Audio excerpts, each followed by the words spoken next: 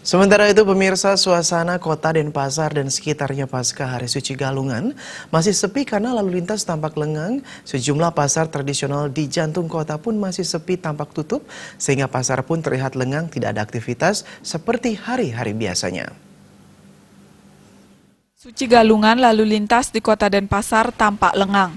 Berdasarkan pantauan Bali TV, beberapa titik kemacetan di kota Denpasar berjalan ramai lancar dan tidak banyak kendaraan yang melintas pada Rabu 24 Juli 2019 terlihat dari Jalan Gatot Subroto, Jalan Gajah Mada hingga ke lapangan Puputan Badung dan kantor Wali Kota Denpasar tidak terjadi penumpukan kendaraan seperti hari-hari biasanya. Demikian pula sejumlah toko-toko sepanjang Jalan Gajah Mada masih tutup, sehingga lalu lintas di mana-mana lengang.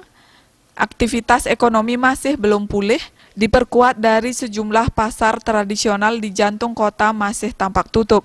Lapak-lapak pedagang juga masih banyak yang ditutup oleh terpal, sebagian kecil ada yang berjualan namun tidak ada pembeli. Suasana kota Denpasar masih tampak sepi karena sebagian besar masyarakat masih melakukan mudik ke kampung halamannya masing-masing. Agung Rai, Bali TV.